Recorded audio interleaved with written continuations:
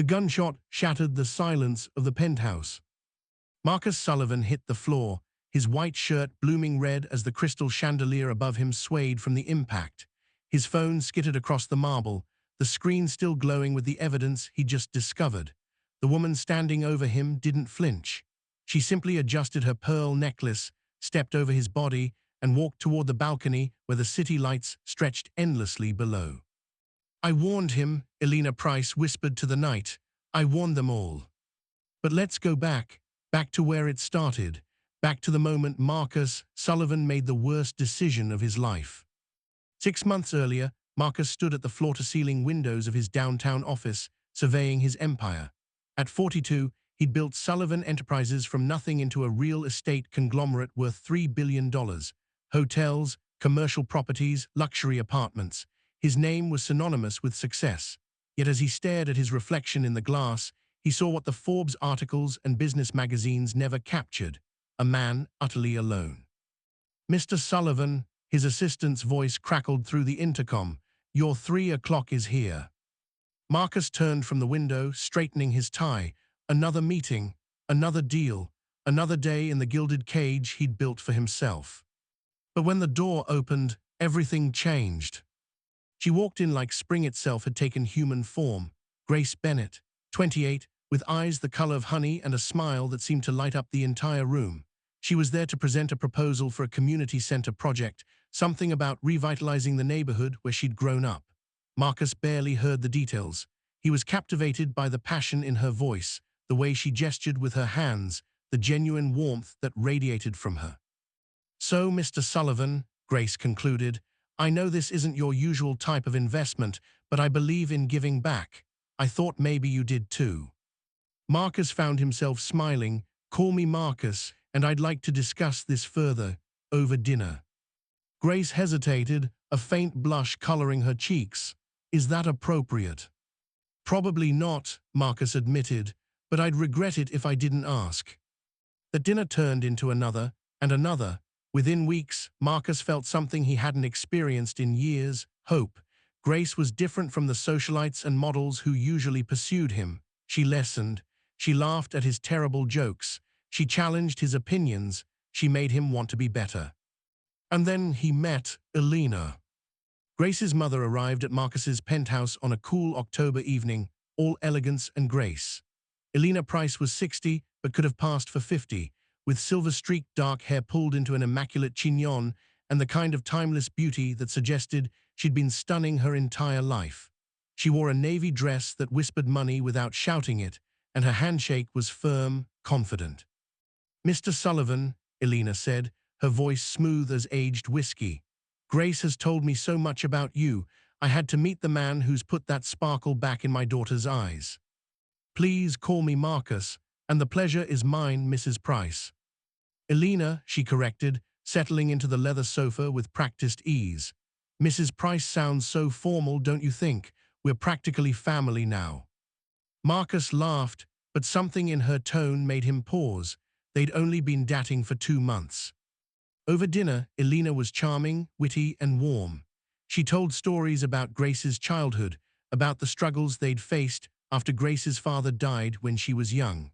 She spoke of sacrifice and determination, of raising a daughter alone while building her own modest success as an art consultant. "You've done an incredible job," Marcus said sincerely. "Grace is remarkable." Eleanor's smile didn't quite reach her eyes. "She is, isn't she? My greatest achievement, though I worry about her sometimes. She's so trusting, so open. The world can be cruel to women like that." "Not while I'm around," Marcus said firmly. Eleanor studied him for a long moment. "No," she said softly, "I don't suppose it will be." The next few months blurred together in a haze of happiness Marcus had thought impossible. Grace moved into his world with surprising ease, never demanding, never grasping, just being herself. Eleanor became a frequent presence too, always arriving with homemade cookies or helpful suggestions, always somehow there at the right moment. "You should marry her," Eleanor told Marcus one evening when Grace was out with friends. They sat in his study, sharing expensive cognac.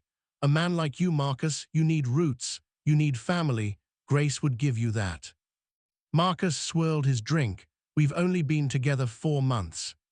Some people know in 4 minutes, Eleanor countered. Life is short, Marcus. I learned that when I lost Grace's father. Don't waste time when you've found something real. There was something in her tone that Marcus couldn't quite place. Urgency, calculation, but when he looked at her face, he saw only a mother's concern. 2 weeks later, Marcus proposed. Grace cried happy tears and said yes. Eleanor wept with joy and hugged them both. The wedding was planned for spring, just 6 months away. If you're enjoying this story, hit that subscribe button and drop a comment below. Trust me, you won't want to miss what happens next. The first crack appeared 3 weeks before the wedding. Marcus was working late when his head of security, James Thornton, knocked on his office door. James had been with Marcus for 8 years, a former FBI agent with instincts Marcus trusted implicitly. "We need to talk," James said, his face grim. "What's wrong?" James closed the door and pulled out a file. "I ran a background check on Eleanor Price, routine security clearance since she'll have access to your home. And there are holes, big ones." James opened the file. Eleanor Price didn't exist before 1998. No birth certificate, no school records, no employment history before that year. It's like she materialized out of thin air. Marcus felt a chill run down his spine. "What are you saying?" "I'm saying Eleanor Price is not her real name. She changed it legally 27 years ago. Before that, she was Eleanor Whitmore. So she wanted a fresh start, maybe after her husband died." "Her first husband didn't die," James interrupted. "He disappeared. Robert Whitmore vanished in 1997. His body was never found. Eleanor was questioned but never charged. A year later, she changed her name and moved to a new city with Grace." The room felt suddenly cold. There must be an explanation. "There's more." James pulled out another document. "Before Robert Whitmore, Eleanor was married to David Chen. He died in a boating accident in 1989. She inherited his considerable estate. Before David, she was engaged to Thomas Barrett. He died in a car crash 6 months before their wedding. She was the beneficiary of his life insurance policy." Marcus's mouth went dry. 3 men. 3 men, all wealthy, all dead or missing, and now she's encouraging her daughter to marry you. James leaned forward. "Marcus, I think you're being set up." That night, Marcus couldn't sleep. He watched Grace sleeping beside him, her face peaceful in the moonlight. Was she part of this, or was she an innocent pawn in her mother's game? He thought about the past months, replaying every interaction with Eleanor, the way she'd pushed for a quick engagement, how she'd suggested updating Marcus's will, her insistence on being added to the emergency contact list at his office. Little things he'd dismissed as a concerned mother looking out for her daughter's future. But what if it was something darker? The next morning, Marcus told Grace he had to fly to New York for an emergency business meeting. Instead, he went to see a private investigator who specialized in cold cases. What the investigator uncovered over the next 2 weeks made Marcus's blood run cold. Eleanor Whitmore had been born Eleanor Madsen in 1965. At 20, she'd married Thomas Barrett, a young investment banker. Thomas died in a car accident attributed to brake failure. Eleanor, then pregnant with Grace, collected $500,000 in life insurance. She remarried in 1988 to David Chen, a successful tech entrepreneur. David died in a boating accident. The investigation found nothing suspicious, but David's family had always suspected foul play. Eleanor inherited his $2 million estate. Her third marriage to Robert Whitmore in 1995 ended when Robert vanished. He discovered something, the investigator said, something that made him afraid. He'd told his brother he was going to the police. Then he disappeared. His car was found abandoned near a cliff. No body was ever recovered. "She's a black widow," the investigator said bluntly. "Marries wealthy men, kills them, moves on. Grace might not even know. Eleanor could have kept her in the dark her whole life." Marcus felt sick. "How do I prove it?" "You don't, not easily. She's smart. She's patient. She waits years between targets, changes her name, moves to new places. But Marcus, you need to be careful. If she suspects, you know. Marcus left the meeting with his mind racing. The wedding was in 10 days. He had to act fast, but he had to be smart. Eleanor couldn't know he was onto her. That evening he played his role perfectly, kissing Grace, laughing at Eleanor's jokes over dinner, discussing honeymoon plans, but his mind was elsewhere, calculating, planning. "You seem distracted," Eleanor observed as they sat on the terrace after Grace went to bed. She sipped her wine, her eyes sharp. "Cold feet." "Just overwhelmed," Marcus lied. "Big life change." "Indeed," Eleanor studied him. "You know, Marcus, I've lived long enough to know that trust is everything in a marriage. Secrets destroy relationships.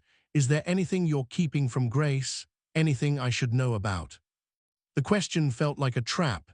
Marcus met her gaze. "Nothing that matters. What about you, Eleanor? Any secrets I should know?" For just a moment, something flickered in her eyes, something dark and dangerous. Then she smiled. "Only that I make the world's worst chocolate cake. Grace has never forgiven me." They laughed, but Marcus felt the tension crackling between them. She knew something was wrong, and he knew she was a predator. The game had begun. 4 days before the wedding, Marcus's CFO discovered irregularities in their accounts. Someone had been siphoning money, small amounts, that added up to $300,000 over 3 months. The transfers were hidden in legitimate-looking transactions, but they all led to offshore accounts. James traced them back. The trail was complex, deliberately obfuscated, but eventually it pointed to someone with access to Marcus's personal financial information, someone close to him. "Eleanor." "She's setting you up," James said grimly. "When you die, she'll pin the embezzlement on you. Your reputation will be destroyed, and Grace will inherit a fortune without the taint of scandal. Eleanor probably has power of attorney arranged somehow. How do we stop her? We don't have enough proof for the police, but we can set a trap, make her reveal herself." Marcus made his decision. Do it, whatever it takes. The plan was simple but dangerous. Marcus would fake his own death, creating the appearance that Eleanor had finally struck. They would record her reaction, catch her in a confession, gather enough evidence to go to the authorities. But first, Marcus had to do something that broke his heart. He had to tell Grace. He found her in the garden, arranging flowers for the wedding. She looked so happy, so innocent. How could he destroy her world? "Grace, we need to talk." She turned, smiling, but the smile faded when she saw his face. "What's wrong?" "Your mother," Marcus began, and then the words came pouring out. "Everything, the dead husbands, the investigation, the embezzlement, the plan." Grace's face went through a transformation Marcus would never forget. Disbelief, horror, denial, rage, grief, all in the span of minutes. "No," she whispered. "No, you're wrong. My mother would never." "Grace, I have proof." "Show me." He did. Every document, every bank record, every death certificate and police report. Grace read them all, her hands shaking, tears streaming down her face. "My father," she finally whispered. "Thomas Barrett, that was my father. She told me he died before I was born, but she never talked about him. I never knew his name." "I'm sorry." Grace looked up, her eyes red but focused. "What do you need me to do?"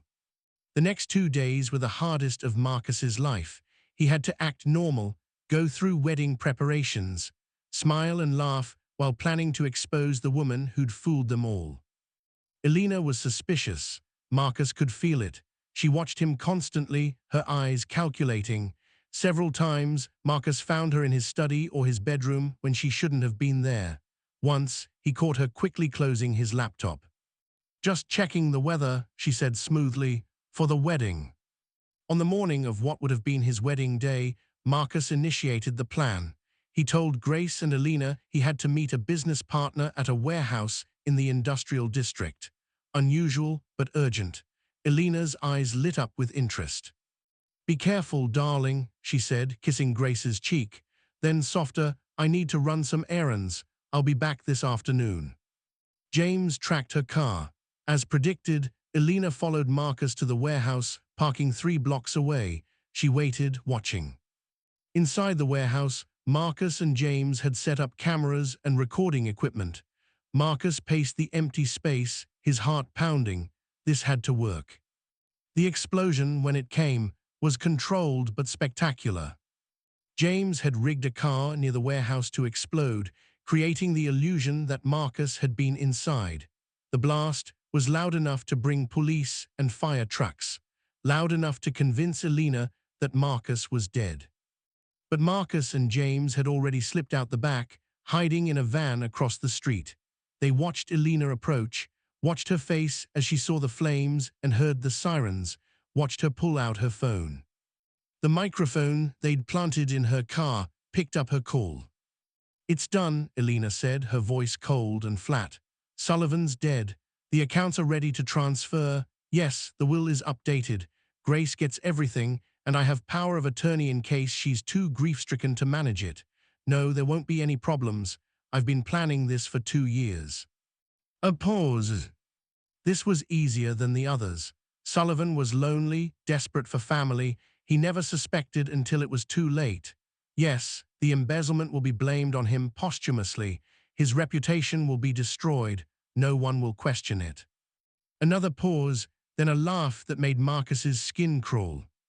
"Grace, she'll be devastated, but she'll recover. She always does. She doesn't know anything. She thinks I'm just a concerned mother. She has no idea what I've done, what I'm capable of, and she never will." James looked at Marcus. "We have her." But Marcus felt no triumph, only a deep, aching sadness for Grace and for himself. He'd fallen in love with a woman whose entire life was built on lies and death. The police arrived at Eleanor's car before she could leave. They'd been listening to the same recording. Eleanor Price was arrested on suspicion of fraud, and as the investigation deepened, evidence of her past crimes began to surface. Marcus emerged from hiding that night, very much alive, to find Grace sitting alone in his darkened penthouse. She looked up when he entered, her face streaked with tears. "I didn't know," she said. "I swear to God, Marcus, I didn't know." "I know. She's my mother. How could she? All those years. She killed my father, my real father, before I was even born." Marcus sat beside her, taking her hand. "It's not your fault." "Isn't it? I brought her into your life. I almost got you killed." "Grace." "Don't," she pulled away. "I can't do this. I can't marry you knowing what my mother is, what she tried to do. Every time you look at me, you'll see her." "That's not true." But Grace was already standing, already walking toward the door. "I'm sorry, Marcus, for everything. You deserved better than this, better than us." She left, and Marcus let her go. What else could he do? The trial lasted 6 months. Eleanor Price, born Eleanor Madsen, was charged with fraud, embezzlement, and conspiracy to commit murder. During the investigation, remains were found that were identified as Robert Whitmore. Eleanor was also charged with his murder. She never confessed. Even when confronted with evidence, recordings, bank records, she maintained her innocence, but the jury didn't believe her. She was sentenced to life in prison without parole. Marcus watched from the gallery as she was led away. Just before she disappeared through the door, Eleanor turned and looked directly at him. She smiled, not a bitter smile or an angry one, just a small, knowing smile that seemed to say, "You won this round." It made Marcus's blood run cold because he realized the truth. Eleanor wasn't sorry, she wasn't remorseful. She was simply calculating, already planning her next move from behind bars. Grace testified at the trial, her voice steady despite her tears. She told the court about her childhood, about the moves, about the men her mother had introduced over the years. She admitted she'd been blind, but insisted she'd never known the truth. After the verdict, Marcus tried to reach out to her, but Grace had disappeared. She'd left the city, left her old life behind. He couldn't blame her. How do you move forward when you discover your entire existence was built on murder and manipulation? 3 months after the trial ended, Marcus stood once again at his office window, looking out at the city. He'd rebuilt his reputation. His company was stronger than ever, but the penthouse felt empty. His life felt empty. His assistant's voice crackled through the intercom. "Mr. Sullivan, there's someone here to see you. She doesn't have an appointment, but she says it's personal." Marcus's heart jumped. "Send her in."